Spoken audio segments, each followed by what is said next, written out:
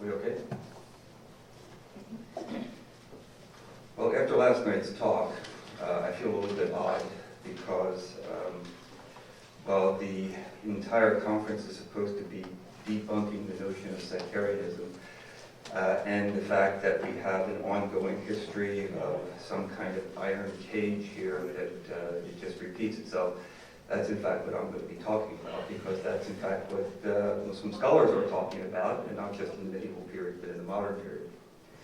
What we have, I think, with the Khawarij is this rather strange phenomenon of a medieval group, or at least an early Muslim group, somewhere around, ending somewhere around the 9th or 10th century, not discounting your bodies, who, while in the early sources, the medieval sources, such as Tabari, we seem to have people who are actually voicing assent for and defense of the Khariji cause. So we have people who are marching under the Khariji banner and, in theory, raising their swords to it also. And this, of course, gets embedded in the early tradition, and I'll go back to this in a second. But we have this rather strange thing that we do not have any Khawarij in the modern period. So we have them in our early sources, but we don't have them anyplace else, at least self-identified. We have them as a group to be identified, but not as a group that is willing to stand up and say, yes, we are part of an ongoing heritage. So it's a rather strange, it's one of the unique, I think, problems with sectarianism when talking about a particular group, is that we normally have an ongoing body of tradition of self-interpretation and self-understanding, and we do not have that in the case of the Khawarij. What does that mean? Well, I mean, I guess I could follow up a little bit slyly and say that in some cases the medieval theologians and the medieval writers were very good Orientalists because they managed to cast certain kinds of features of Islam in ways that were very easy to reinvent and reuse in the modern period. So this is a bit of one of those things that I'm going to jump a little bit between history and modernity. I think you have to do that with this particular group. And because I'm in religious studies and I shape-shift history anyway, it doesn't much matter to me. And yes, the talk fits actually squarely with this notion of history and theory, because what we have is something of a historical origin that's turned into a theory and gets reinvented over time. So, as a religio-political protest movement, the Khawarij died off in the 9th or 10th century, and as a symbol of religious zealotry and rebellion, they've lived on. And this is no accident.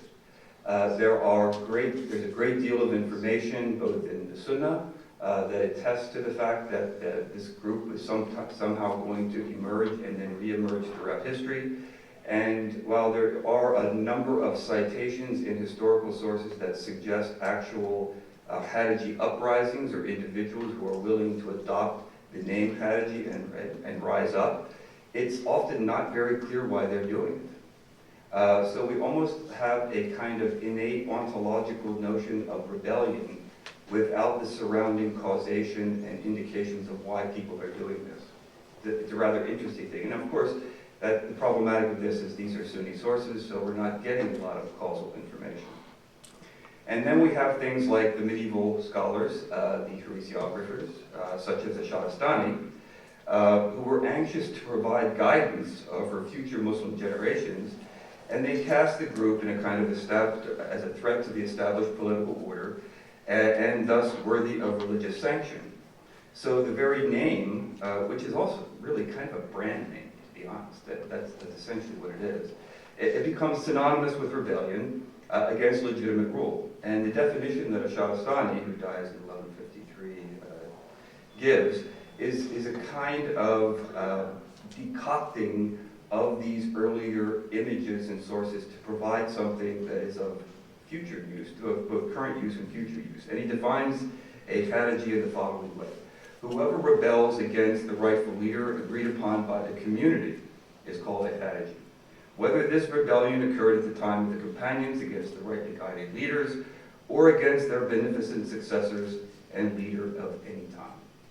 So here we have a ready-made reinvention that is created within the Muslim community itself For, obviously, what is taken to be quite good reasons, is that we have trouble with people rebelling, and we want to do something about it. What we don't have is a clear indication of why these people are rebelling, and there's no deconstruction of this.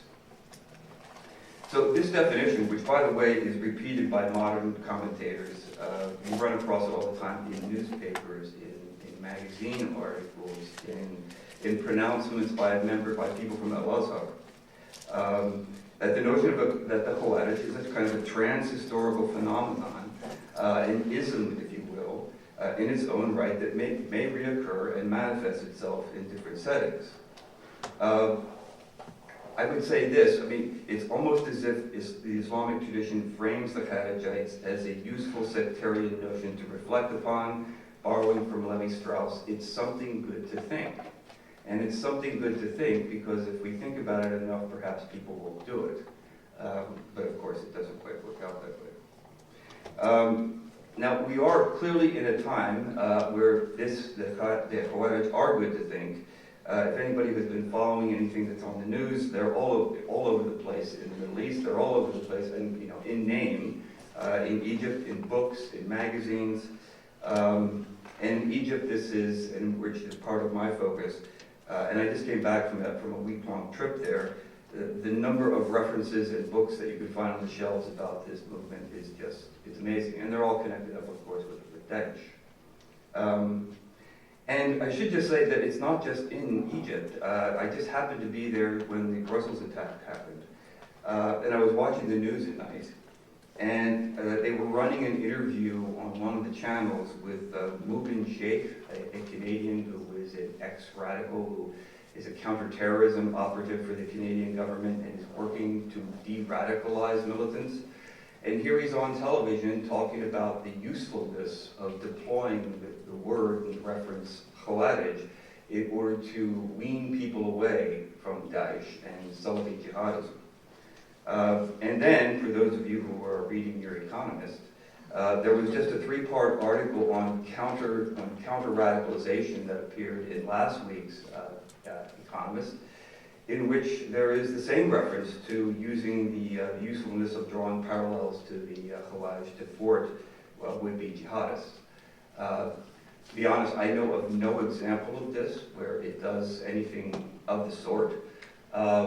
But we do have a very interesting modern historical example, at least in Egypt, with members of Islamic Jihad who, after having been arrested and convicted for their involvement with the assassination of Sadat, around 10 years after their jailing, wrote a 4-volume set of booklets in which they were essentially admitting and confessing the fact that they had gone astray, and part of their way of self-confessing and demonstrating that was to admit that they had taken the Khariji path.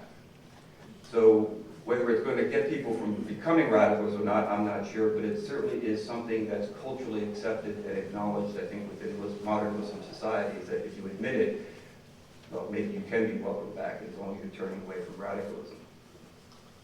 So what we have with the Kharijites is a sectarian tradition kept alive not by inside members interpreting and reinterpreting themselves over time, but rather by outsiders determined to eliminate patterns of thought and action viewed as inimical to the Muslim community. And this lack of clear-cut identifiable sect has created lots of ambiguity, and part of that ambiguity is with the way that the term even gets introduced into conversations and into interpretations in places like modern Egypt. Oftentimes what we have are people who are, in essence, repeating the same quotations from the Hadith. They will quote, for example, Shahrastani's definition, and this will serve as an accusation without any kind of contextualization. We find members of Al-Azhar doing this all the time. The history of this in Egypt starts primarily in the 50s and continues throughout the 50s, 60s, 70s, 80s, 90s, dies off a bit around 2000, and then, not surprisingly, kicks up again with vengeance post-August 2013, when the government cracks down against the Muslim Brothers. But the way that it is used is precisely the problematic that we have of people using ideas and sectarian images which suggest that it is part of a deep ontology of what it means to be Muslim.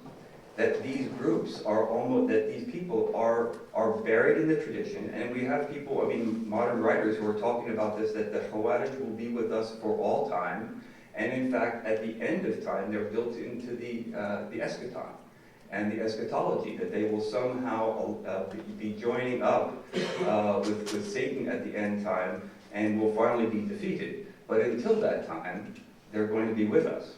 The difficulty is, or the challenge is, who the hell are they? And we have lots of people who are willing to make those accusations, but we have absolutely no one within the Islamist community, whether moderate or militant. We have no one in any of the Salafi jihadi groups. We have no one among Daesh who is willing to take responsibility for being these people. In fact, they're all running from the term. So in some ways, it's a term that has worked. I mean, it is one of the few things that you can find Muslims across sectarian divides that agree upon, that this group is anathema. The problem is that what they're associated with continues on anyway. So what I thought I'd do is to give you some examples of how this gets used. Not surprisingly, this stuff is not continuous. It's almost as if it works out precisely the way that the historical record in the Sunnah suggests, that it will emerge and reemerge across time. And in Egypt anyway, the way this has happened is it's emerged and reemerged in the context of episodic bouts of political violence carried out by Islamist groups. And so in the 50s and the 60s and the 70s, with the assassination of Sadat in '81, you have a whole discourse that starts to get reawakened. The same kinds of things, and it's almost the same pattern, the same language, and it gets used over and over again, and it gets aimed at Islamists. It was aimed a little bit at Hassan al-Banna, with the founding of the Muslim Brotherhood, but not a lot. But certainly Sayyid Qutb, it was aimed at him quite a bit.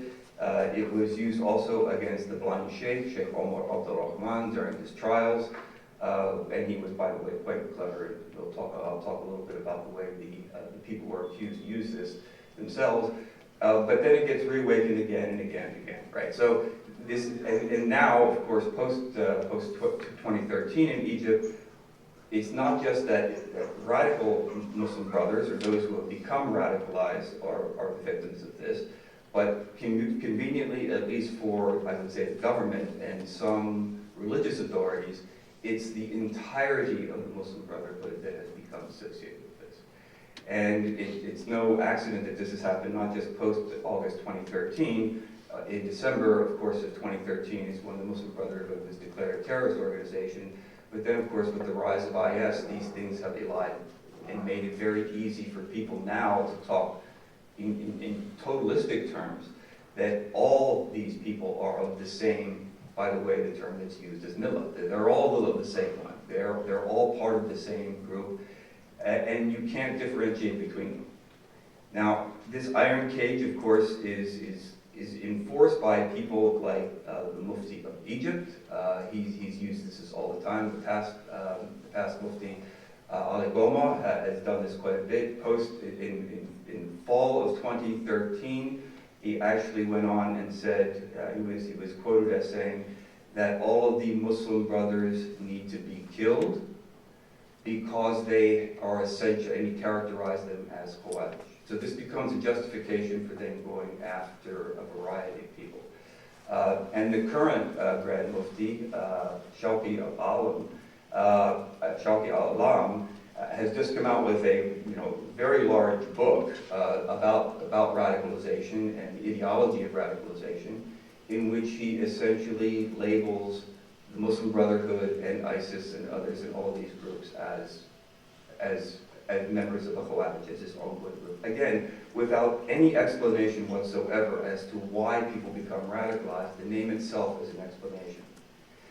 But what I'd like to give you is a couple of examples of people who have problematized this, at least granted, this is all politicized for their own ends. There's a lot of this terminology also being used in modern Egypt by secularists. So secularist writers who are essentially seeing, and this is especially post-2013, they're seeing this as an opportunity to show the dangers, for example, of the wedding of religion and politics in Islam. So they're using this as an example of a historical example of an ongoing problem buried deep within the Islamic tradition. And the solution to this, of course, is secularization. So they're using it again for their own purposes, saying that the Khawarij of this ongoing problem, we would get rid of the problem if we only would come up with a solution, a modern solution of separating religion and state. Another example of this, and somebody who's been very, very clever at it, is Yusuf al-Qaradawi, who has written about this quite a bit from the 60s on. And he does the same thing that anybody who is a trained scholar would do. He quotes from the Sunnah, he quotes from a variety of medieval scholars to show that he knows the origins of the Khawarij, and he denounces this group.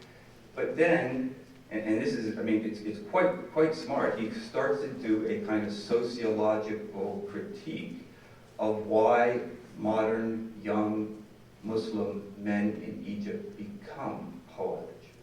And this kind of sociological critique is really a condemnation of unemployment, of drugs, of a lack of values because of the secular government. He even goes so far as to quote from the study that was carried out by Saladin Ibrahim, who went into the prisons in Egypt and had permission to interview some of the people who had become militant. So he's using the actual conditions in Egypt to try to explain radicalism, unlike the actual word itself, which never gets explained. But he's unpacking it, and before you know it, the Khawarij become not just victimizers, but victims themselves. So it's actually quite a smart interpretation. And there's a good deal of this happening right now in the news, and people writing about this. People who are writing articles, for example, who are saying things like, we are neither with the Khawarij, nor are we with the Beni Umayyad. And so, in a sense, what they're doing is denying the fact that they are radicals, nor are they with the dictators. Because this is part of the debating issue that the Khawarij gets introduced into, is what are the options for modern Muslims to change the politics of their region. And often what is left up to them is either to become violent or to, kind of concede to the dictatorships. And of course, if you understand the terminology in its original kind of iron cage meaning, it would essentially mean you bow down to the dictators and you become obedient. But so what I think is kind of interesting about this is that in some cases what we have are modern interpreters who are making the idea of what the Khawarij are far more complex than the original medieval meanings are.